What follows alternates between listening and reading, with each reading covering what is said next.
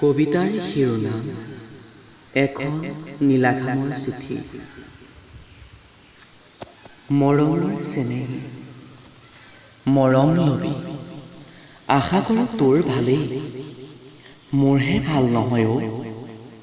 সেইবেলি 500 টকা খৰচ কৰি ঢোলটো চোৱাই আনিলোঁ তোক বিহুত এপাৰ নচুৱাম বুলি। পিছে উৰুকাৰ দিনা মাখিয়তী গছ বিচাৰি যাওঁতে তোৰ সখী তগৰক পালোঁ। তাইহে কলে, এইবেলি বিহুত হেনো তই ঘৰত নাথাক, তই নাথাকিলে মোৰ ঢোলত ভাল চাপৰে নপৰে অ। তই বাৰু এইহেন বহাগত কিয় মোমায়েৰৰ ঘৰলৈ গলি?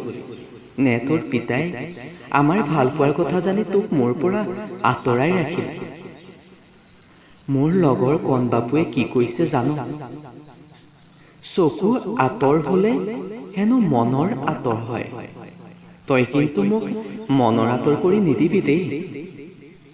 যোৱাটো বহাগত তোক পলুৱাই নিম বুলি কোৱাত তই যে কৈছিলি, মোৰ কথাকেইটাৰ বাহিৰে তোক সুখী কৰিব পৰাকৈ মোৰ একোৱেই নাই। সেইবাবে মহাজনৰ 8 বিঘা মাটি আধিয়া লৈ খুব কষ্ট কৰি খেতি কৰিলোঁ। বিধিৰ কি বিপাক, বান আহি সকলো উটুৱাই লৈ গল। বছৰটো খাবলৈ ধানে নাটিলে। লগৰ বহুকেইটাই খেতিৰ কাম এৰি নগৰলৈ গৈছে। তাত হেনো কামো বহুত, টকাও বহুত পোৱা যায়। মইনো অকলশৰীয়া আইক এৰি কেনেকৈ নগৰলৈ যাওঁ, তয়ে কচোন?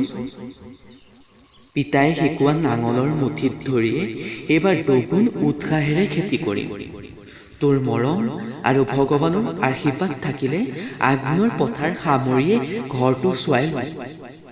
তেতিয়া আকৌ তই নাহো বুলি নকবি দেই।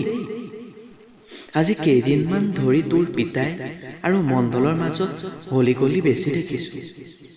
সিদিনা কোনোবাই কৈছিল তোৰ পিতাই হেনো তোক মণ্ডলৰ পুতেকলৈ দিবলৈ মন। তই তাৰ লগত বিয়াত নবহো বুলি কৈ দিবি।